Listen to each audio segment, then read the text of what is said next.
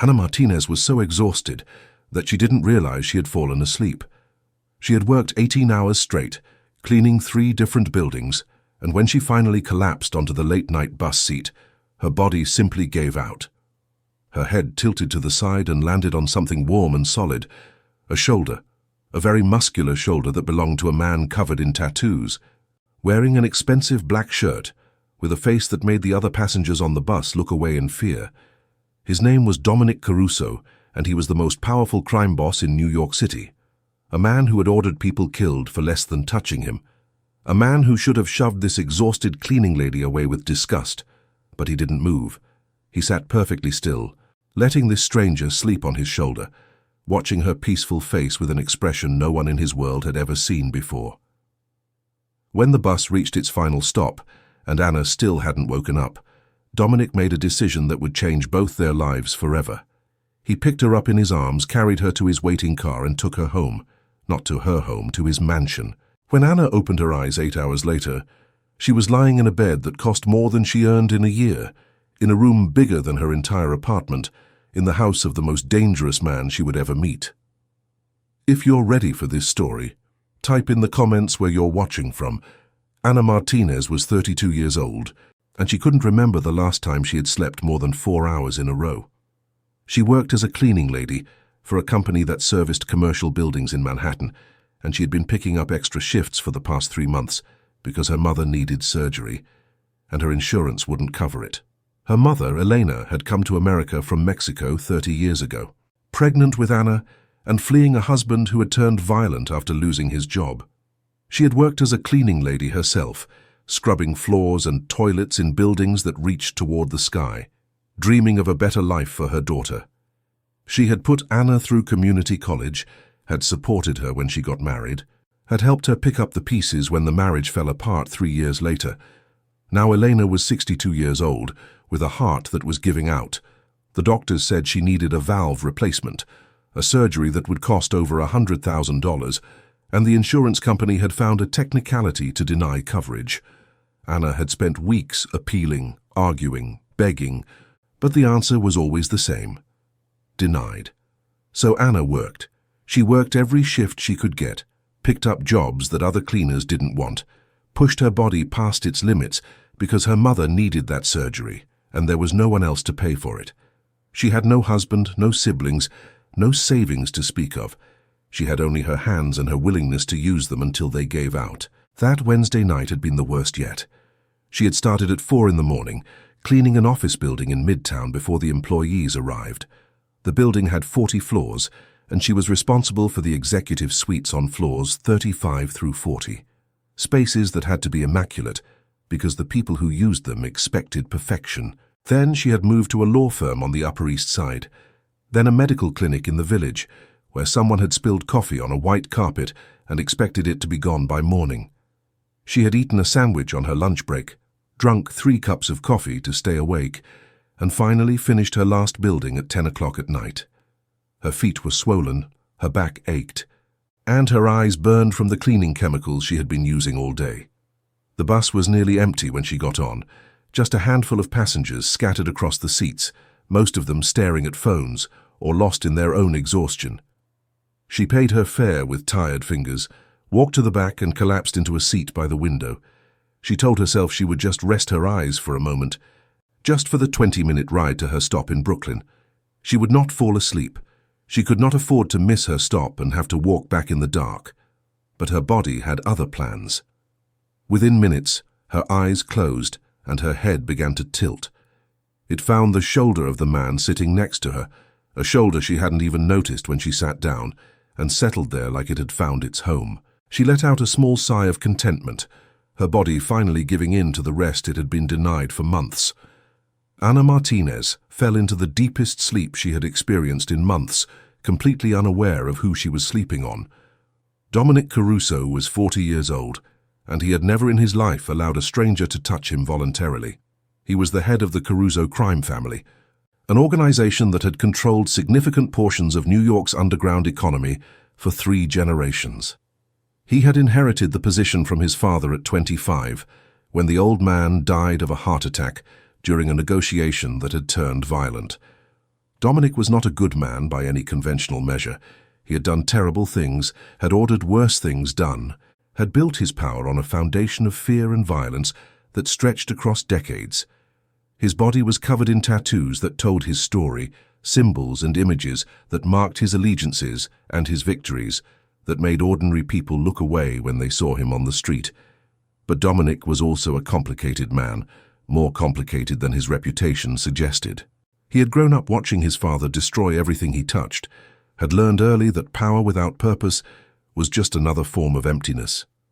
He had tried to redirect the family business toward legitimate enterprises, had invested in real estate and technology, had created jobs and opportunities for people who had been forgotten by the system. He was still a criminal. He still did things that would send him to prison for life if they were ever proven. But he had a code, a set of rules that governed his actions, and at the top of that code was a simple principle. He did not hurt people who didn't deserve it. That Wednesday night, Dominic was on the bus because he was testing something. One of his lieutenants had suggested that the family start using public transportation for certain meetings, to avoid the surveillance that followed their usual fleet of black SUVs. Dominic had decided to try it himself first, to see if it was practical, and so he had dismissed his driver and boarded the late-night bus to Brooklyn like an ordinary citizen. He had been sitting alone, watching the city pass by outside the window, when the woman in the cleaning uniform sat down next to him. He had noticed her exhaustion immediately, had recognized the bone-deep tiredness that came from working too hard for too long. His mother had looked like that sometimes in the years before his father's success, when she had worked double shifts just to keep food on the table. When the woman's head tilted onto his shoulder, Dominic had felt something he didn't expect. Not anger, not disgust, but a strange kind of tenderness that he hadn't experienced in years. She looked so peaceful, so completely unguarded, that he couldn't bring himself to disturb her. He studied her face as she slept. She was beautiful in a natural, unadorned way, with dark hair pulled back in a practical ponytail, and features that showed the softness of youth fighting against the hardness of a difficult life. Her uniform was clean but worn, mended in places where the fabric had frayed. Her hands, resting on her lap, were rough from years of work. Dominic sat perfectly still, afraid that any movement would wake her. He watched the other passengers on the bus, daring any of them to make a comment, but they all looked away when they met his eyes. They knew what he was, even if they didn't know exactly who he was, and they wanted no part of whatever was happening. The bus rolled on through the night, stop after stop, and still the woman slept. Dominic watched her breathing, watched the subtle movements of her face as she dreamed, and felt something shift inside him that he couldn't explain. When the bus reached its final stop and the driver announced that everyone had to get off, the woman still didn't wake. Dominic looked at her sleeping face, then at the dark street outside, and made a decision that went against every rule he had lived by. He wasn't going to leave her here. He wasn't going to shake her awake and send her stumbling into the night, confused and vulnerable. He was going to take care of her, at least for tonight. He picked her up gently, cradling her against his chest, like she was something precious, something worth protecting. She stirred slightly but didn't wake, her head nestling into the crook of his neck, like she belonged there. His driver was waiting nearby, having followed the bus at a discreet distance. The man's eyes widened when he saw Dominic carrying a woman in a cleaning uniform, but he knew better than to ask questions. He opened the door of the black Mercedes and watched as his boss carefully placed the sleeping woman in the back seat. Dominic got in beside her, arranged her head on his shoulder again, and told his driver to go home. Anna woke slowly, aware before she opened her eyes that something was very wrong. The bed was too soft, too large, too luxurious. The sheets felt like silk against her skin. The room smelled like expensive things, like leather and fresh flowers, and something masculine that she couldn't identify. She could hear birds singing outside, not the pigeons and sparrows she was used to in her Brooklyn neighborhood, but birds that sounded like they belonged in a garden, a real garden with trees and flowers. She opened her eyes and immediately closed them again, convinced she was still dreaming. The room she was in couldn't be real. It was enormous, with high ceilings painted with subtle patterns and tall windows that let in streams of morning light. The furniture was antique, dark wood polished to a shine, the kind of furniture she had dusted in expensive homes but never imagined sleeping in. There were paintings on the walls that looked like they belonged in a museum, and a chandelier that caught the light and scattered it like diamonds. She opened her eyes again and forced herself to look. It was still there, still real. She was lying in a four-poster bed that could have fit her entire bedroom inside it, wearing her cleaning uniform from the night before, covered by a blanket so soft it felt like a cloud. Her shoes had been removed and placed neatly by the door, but otherwise she was fully dressed, which offered some small comfort. Panic set in quickly. Where was she? How had she gotten here? The last thing she remembered was getting on the bus, sitting down, feeling her eyes grow heavy. She remembered the sensation of her head tilting, of finding something solid to rest against. She had fallen asleep. She had fallen asleep on the bus, and somehow ended up here, in this room that looked like it belonged in a palace. Anna sat up and looked around frantically. Her bag was on a chair by the window, her phone still inside it. She grabbed it and checked the time. 8 o'clock in the morning. She had slept for almost 10 hours, longer than she had slept in months, maybe years. Her shift at the office building had started at 6. She had missed it. She was going to get fired. But that was the least of her problems. She still had no idea where she was or how she had gotten here. She checked her phone for any clues, any messages that might explain what had happened, but there was nothing. Just missed calls from her supervisor, which she couldn't bring herself to answer yet. The door opened, and Anna nearly screamed.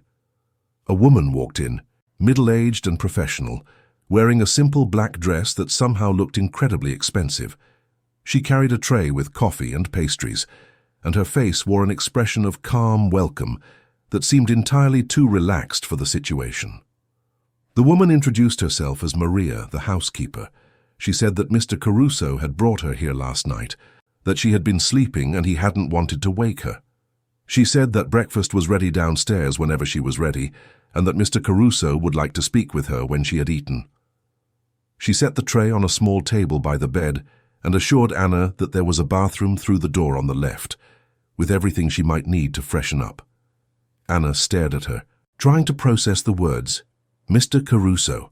Who was Mr. Caruso, and why had he brought her to this mansion instead of just waking her up on the bus like a normal person? Maria seemed to sense her confusion and fear.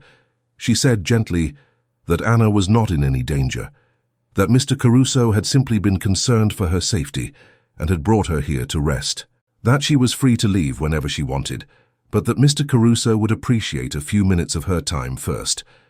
Anna didn't know what to do. Every instinct told her to run, to get out of this strange mansion and away from whoever this Mr. Caruso was. But she was curious too, curious about what kind of person would bring a sleeping stranger to their home instead of just waking them up. She told Maria she would come down for breakfast. The dining room was even more impressive than the bedroom, long and formal, with a table that could seat 20 people, filled with morning light from windows that overlooked a garden that seemed to go on forever. Anna felt out of place in her wrinkled uniform, acutely aware that her hair was a mess and she probably smelled like the cleaning chemicals she had been using the day before. Dominic Caruso was sitting at the head of the table, drinking coffee and reading something on his phone. When Anna walked in, he looked up, and she finally saw the man whose shoulder she had slept on. He was striking in a way that was both attractive and terrifying, tall and muscular, with a face that might have been handsome if it wasn't so hard. Tattoos crawled up his neck and down his arms, visible through the open collar of his black shirt. His eyes were dark and intense, watching her with an expression she couldn't read. He stood when she entered, a gesture of courtesy that seemed at odds with his intimidating appearance. He introduced himself and gestured for her to sit, calling to Maria to bring more food. His voice was deep and controlled, the voice of someone used to being obeyed. Anna sat because her legs were shaking, and she didn't trust herself to stand. She looked at the food in front of her, more food than she normally ate in an entire day, and felt her stomach growl despite her fear. Dominic told her to eat. He said she looked like she hadn't had a proper meal in weeks. He said they could talk after she had something in her stomach. Anna ate because she was hungry and because she didn't know what else to do. The food was incredible, fresh fruit and pastries and eggs cooked perfectly. coffee that was better than anything she had ever tasted. She ate more than she meant to, aware of Dominic watching her the whole time. When she finally put down her fork, he started talking. He told her that he had been on the bus the night before, that she had sat down next to him and fallen asleep on his shoulder. He said that he had let her sleep because she looked like she needed it, and that when the bus reached its final stop and she still hadn't woken up, he had brought her here instead of leaving her on the street. Anna asked him why. Why would he do that for a stranger? Why would he bring her to his home instead of just waking her up? Dominic was quiet for a moment. Then he told her something that surprised her. He said that his mother had been a cleaning lady when he was young, that she had worked the same brutal hours, had come home with the same exhaustion. This story hit you, didn't it? Tap that little like, and don't forget to subscribe to the channel. All right, let's keep going. Had sacrificed everything for her children.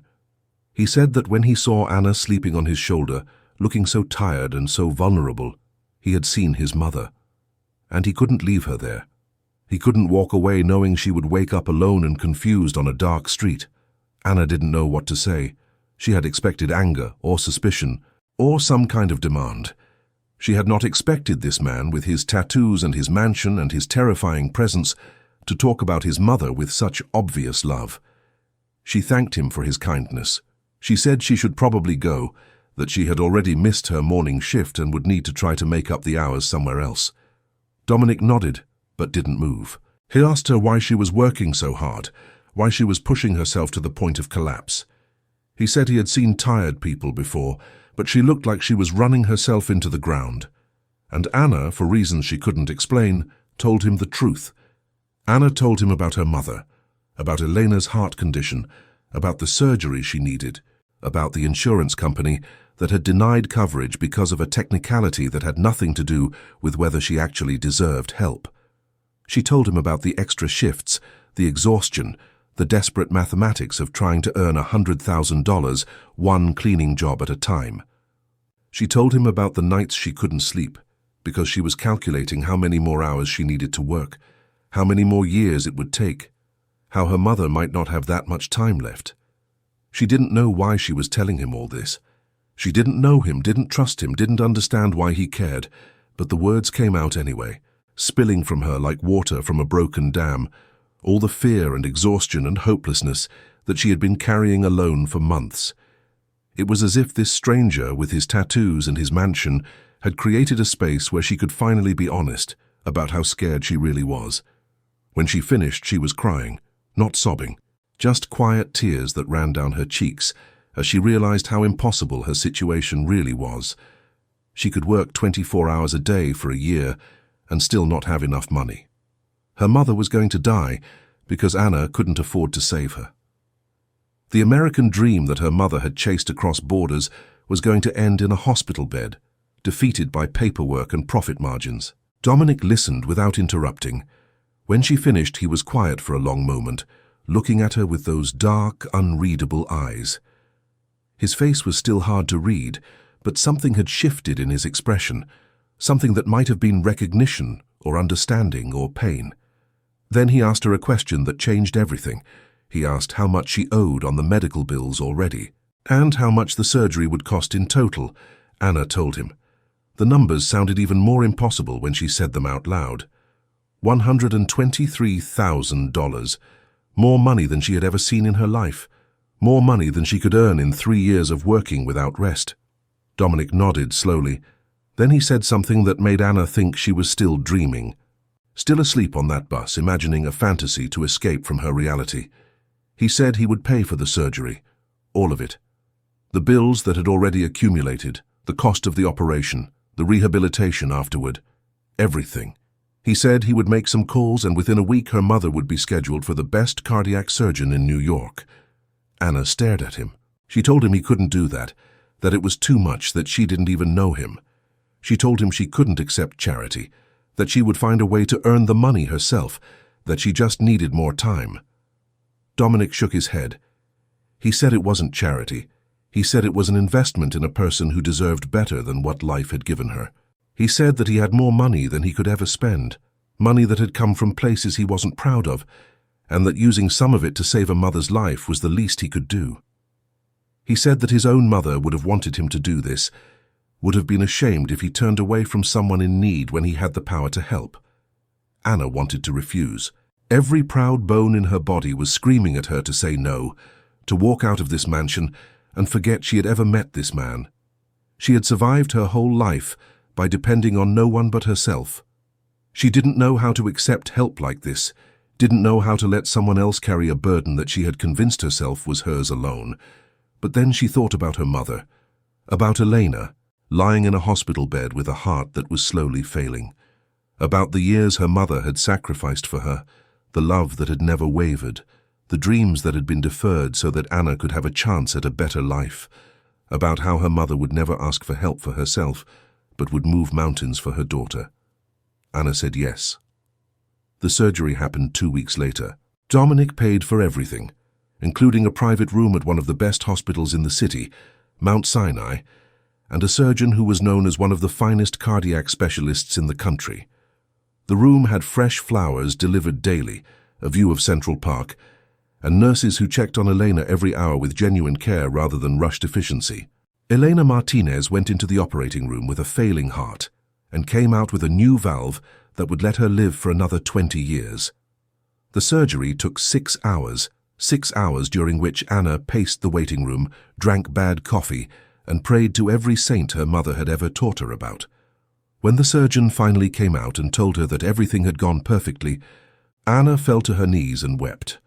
The recovery took 3 months.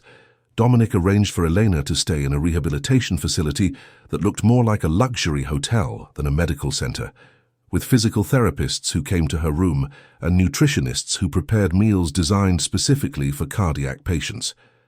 Anna visited every day, watching her mother grow stronger, watching the color return to her cheeks, watching the life come back into her eyes. Anna sat by her mother's bedside during the recovery, watching Elena sleep peacefully for the first time in months, her heart beating strong and steady. She thought about Dominic Caruso, about the strange path that had brought them together, about the kindness that had come from such an unlikely source. She had learned more about him in the 2 weeks since that morning in his dining room. She had learned what he was, what he did, the world he moved in. She knew that he was a dangerous man, a criminal, someone that decent people were supposed to fear and avoid. She had read articles about him, had heard whispers from people who knew his name, had pieced together a picture of a man who lived outside the law, but she also knew what he had done for her, what he had done for her mother, what he had refused to take in return. Dominic had asked for nothing, no favors, no repayment, no promises of any kind. He had simply paid the bills and stepped back, leaving Anna free to return to her normal life as if he had never existed.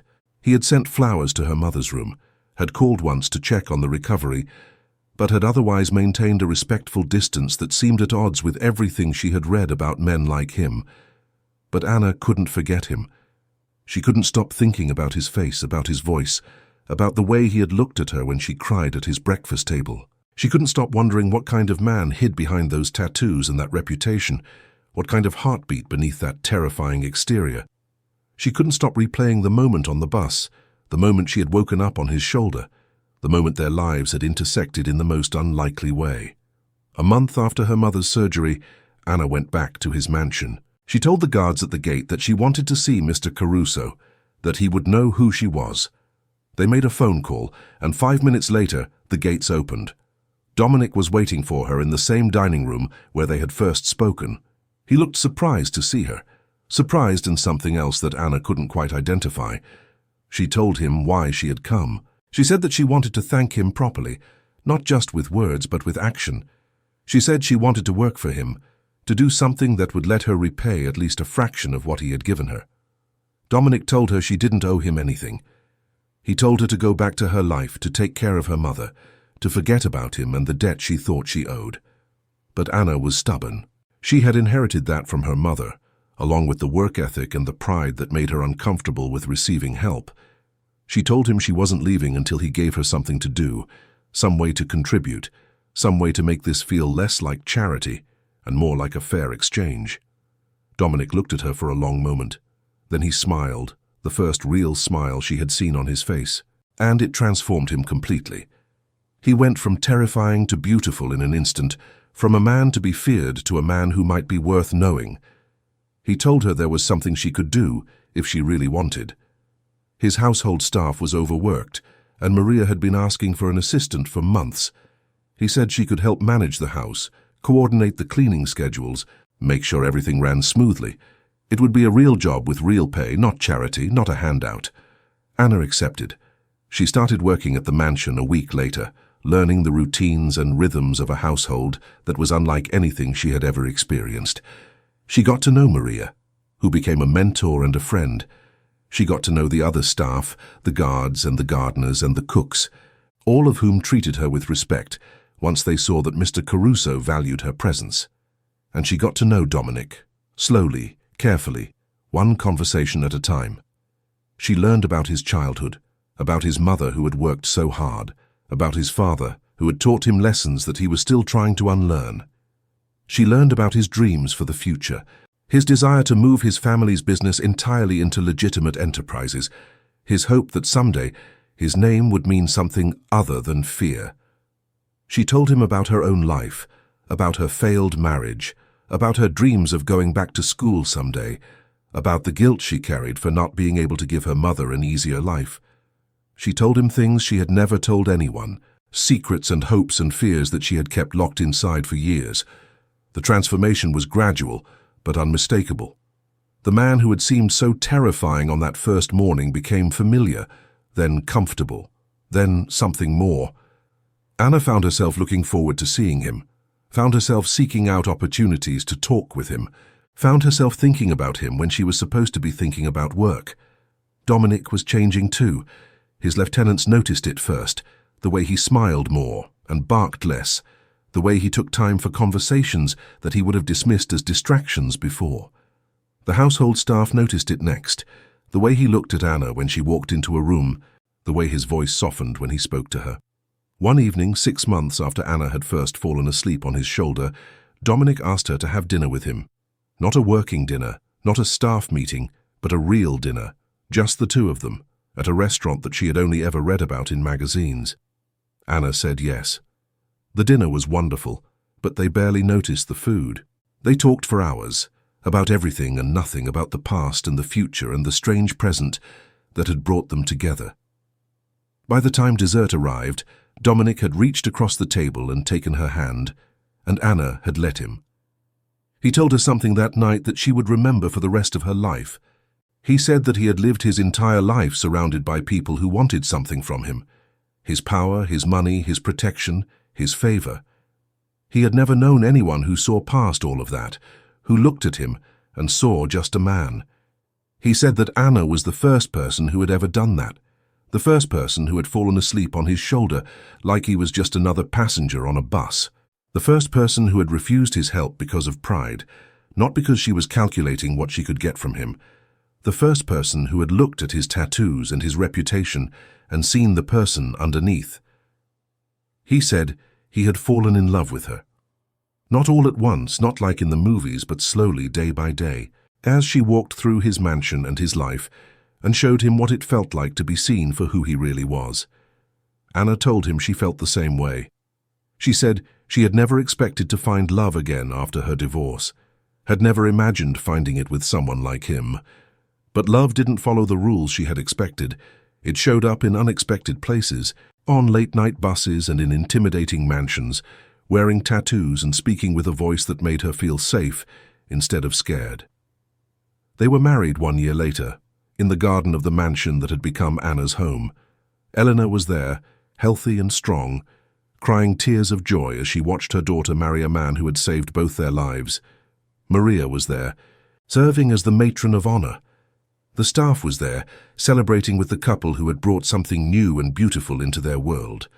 Dominic wore a suit without tattoos visible, looking almost normal, almost ordinary, except for the smile on his face that was anything but ordinary. Anna wore a white dress that made her feel like a princess in a fairy tale, even though she knew that her story was stranger and more wonderful than any fairy tale ever written. 2 years after that, their first child was born, a daughter they named Eleanor, after the grandmother who had sacrificed so much. Dominic held his daughter in his arms and wept. This man who had ordered terrible things and built his life on fear wept at the pure innocence of new life. Anna watched him with their daughter and knew that she had made the right choice. Not the safe choice, not the expected choice, but the right one.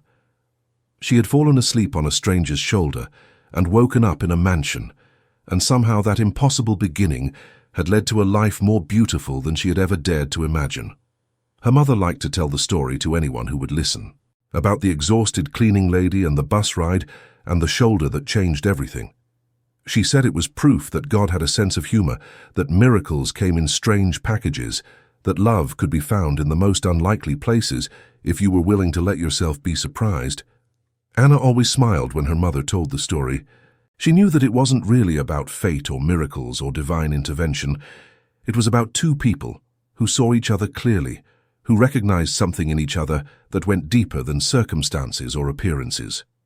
It was about a man who couldn't leave a tired woman alone on a dark street. It was about a woman who couldn't walk away from someone who had shown her kindness. It was about falling asleep and waking up in a new life, and discovering that sometimes the place where you land is exactly where you were meant to be. If this story made you believe that sometimes the most unexpected moment can lead to the greatest love, leave a little heart below to let me know. And if you chose to stay until the end, it means stories like this touch something true in you too. For those who wish to support these stories, there's an option to leave a heartfelt thanks through the feature below. Every gesture counts, just like Dominic's gesture of letting a stranger sleep on his shoulder counted more than anyone could have predicted.